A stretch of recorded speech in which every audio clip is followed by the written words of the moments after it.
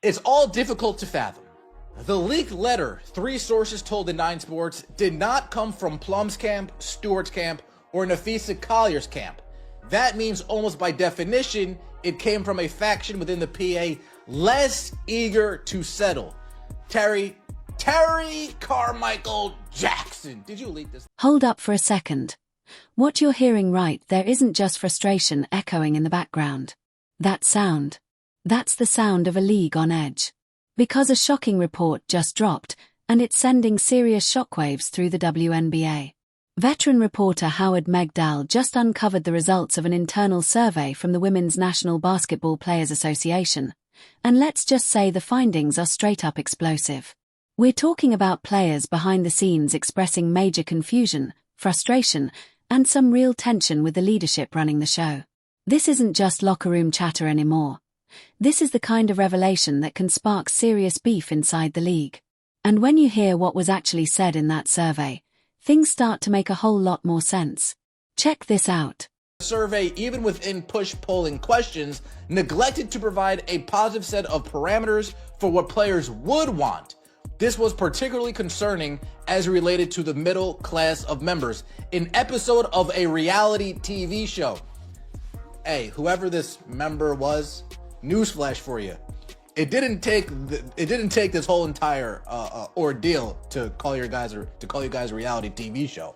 The WNBA is a reality TV. I'm covering reality TV, goddammit. That clip right there says a lot, doesn't it? But here's where the story really starts heating up. Because according to the reporting from Howard Megdal, this wasn't just one frustrated player blowing off steam. We're talking about multiple voices from all across the WNBA, different teams, different roles, veterans, and younger players, basically all echoing the exact same reaction. And the wild part.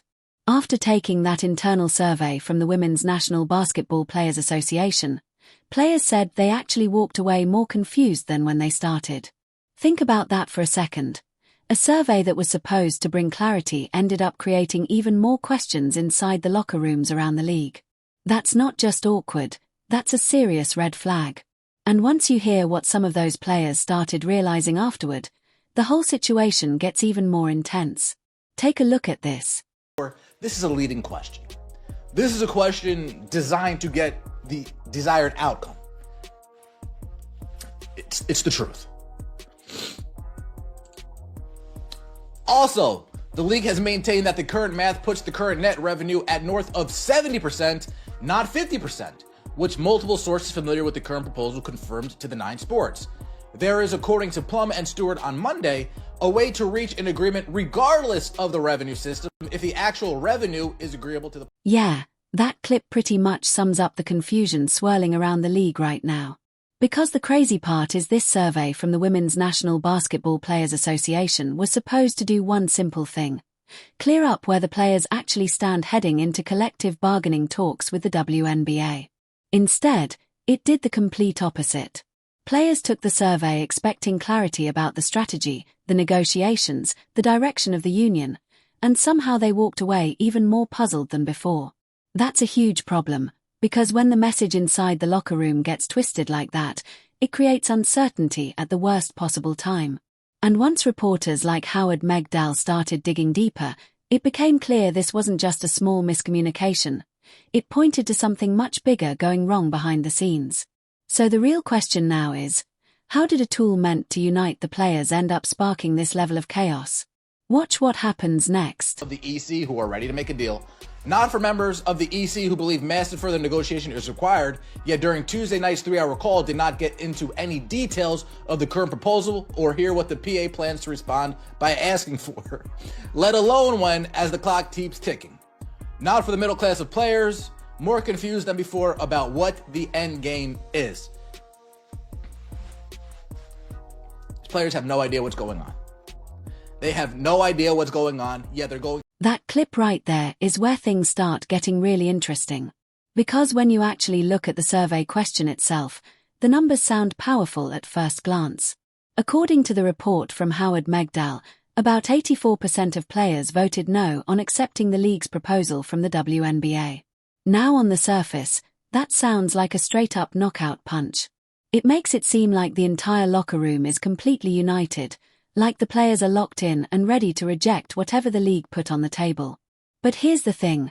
When you dig a little deeper into how that question was actually framed by the Women's National Basketball Players Association, the situation starts to look a whole lot more complicated. Because that headline number might not tell the full story of what the players were really thinking. And once you see the details behind how that question was structured, the entire narrative starts to shift. Take a look at this. Over and over and over again.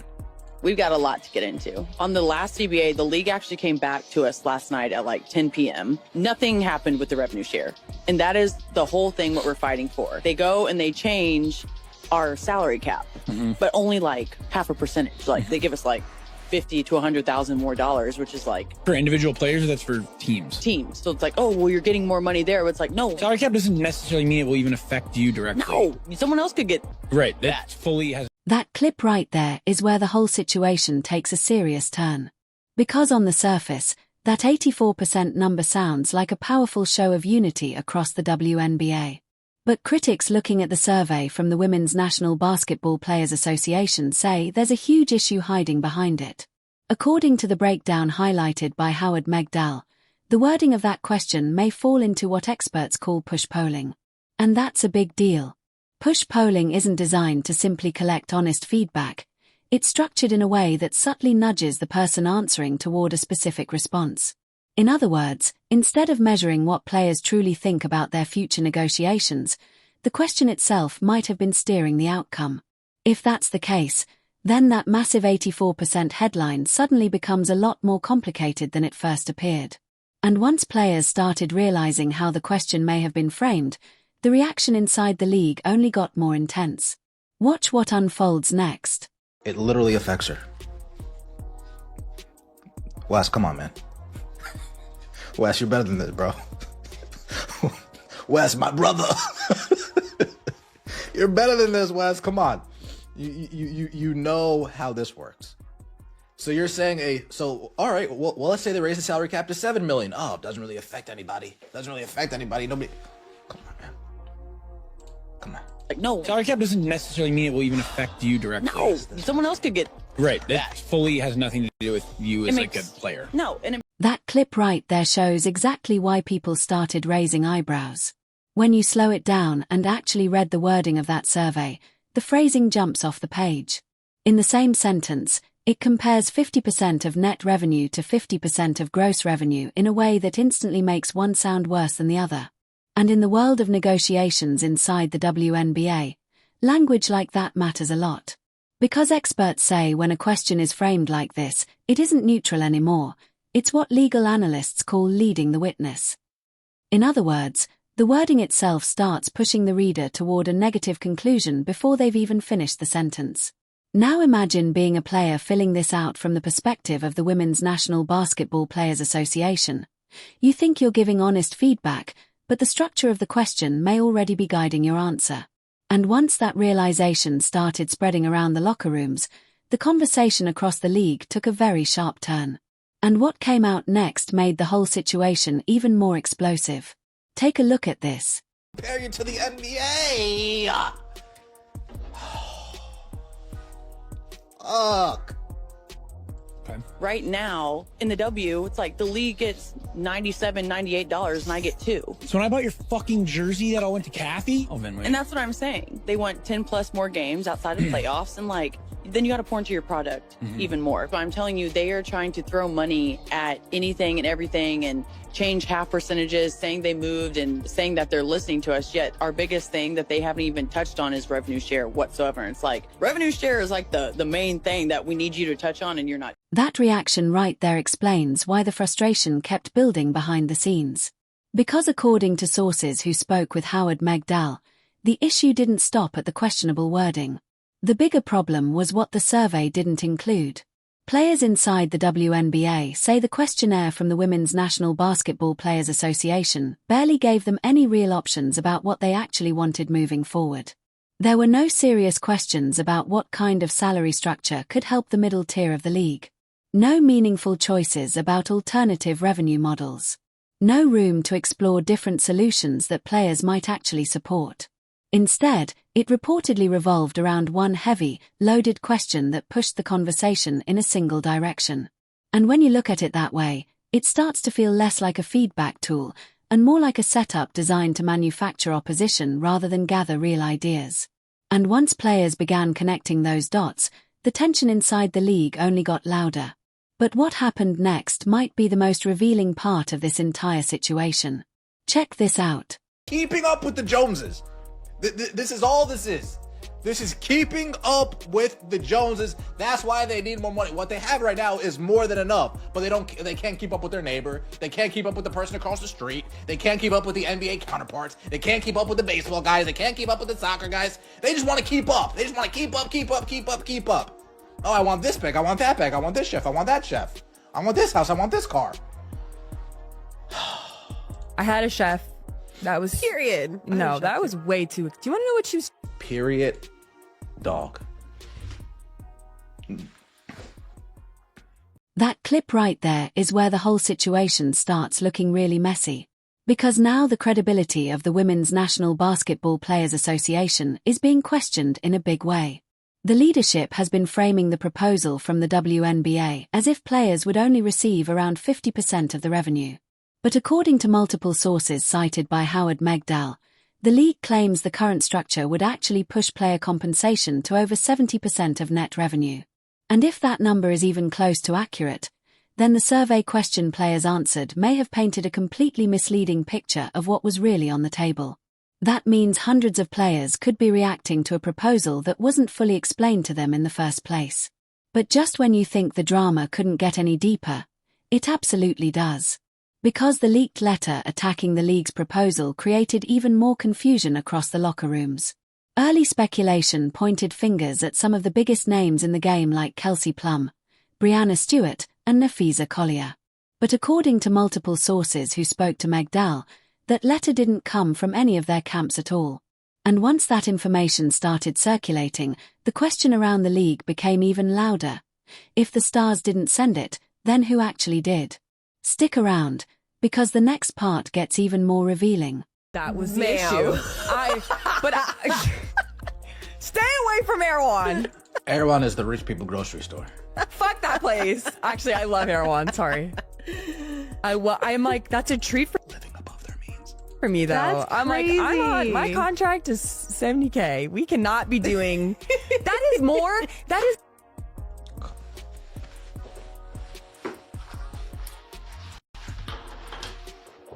That clip right there hits hard because you've got to remember, Kelsey Plum, Breanna Stewart, and Nafisa Collier aren't just any players. These are the most prominent, influential voices on the entire executive committee of the Women's National Basketball Players Association. So if the leaked letter didn't come from them, then where the heck did it come from? Almost certainly, it points to a specific faction within the union that's far less eager to settle and seems determined to push for a holdout. And just that phrase, faction less eager to settle, basically sums up everything you need to know about the chaotic state of WNBA labor negotiations right now. One rank-and-file member even told Howard Megdal that the whole process feels like an episode straight out of a reality TV show. And after seeing the next clip, you're going to understand exactly why. I need to know who that 16% is. I need to know who they are. I need to send them a gift card. I need to send them a postcard. I need to send them flowers. I need to say, you know what? Good for you. Thinking for yourself, which seems so rare here in the WNBA. Good for you having your own mind, because it seems so rare here in the WNBA. Everybody seems to think the same. So whoever that 60% is, reach out to me privately. Send me an email. That clip really says it all, right? And honestly, the player's description hits like a ton of bricks. She didn't call the meeting professional, she didn't call it organized, and she definitely didn't call it strategic. She straight up called it a reality show. And looking at what went down, it's hard to argue with her. During a massive 3-hour conference call on Tuesday night, the Women's National Basketball Players Association leadership didn't dive into any of the crucial details about the current proposal from the WNBA. No discussion about what the union actually plans to counter with in the next meeting. No clarity on the path forward or the strategy for the weeks ahead. 3 hours of talking, and players still walked away with zero answers. And once you see what that kind of chaos looks like in action, you'll get why the tension in the locker rooms is off the charts. Check this out. Things on this. It is notable that the PA effectively used push polling methodology in surveying its membership. This isn't just a question in search of an answer, it leads to a skewing of the actual usefulness of the data for the PA itself. Who is this for? This is a leading question. This is a question designed to get the desired outcome. It's the truth. Also, the league has maintained that the current math puts the current net revenue at north of 70%, not 50%, which multiple sources familiar with the current proposal confirmed to the... Whoa, that final clip really lays it all out, doesn't it?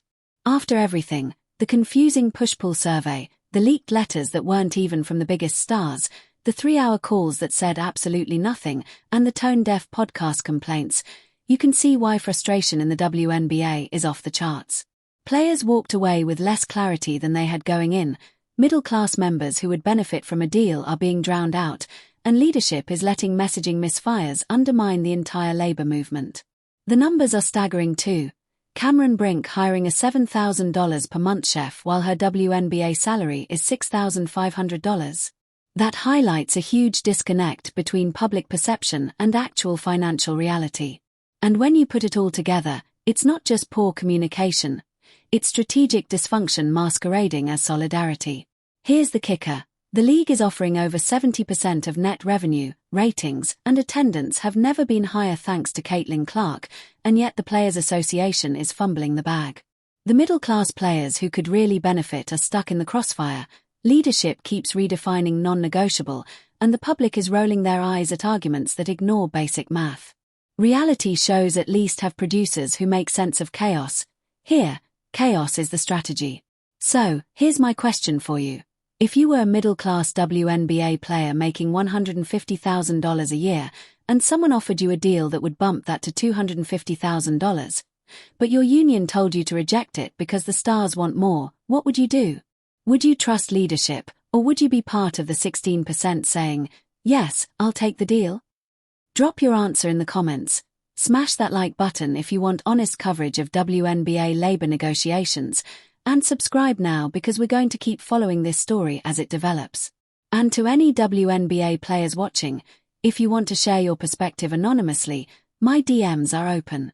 The league deserves better, the players deserve better, and together, we'll make sure the story gets told straight. This is WNBA Vibe, and we're just getting started.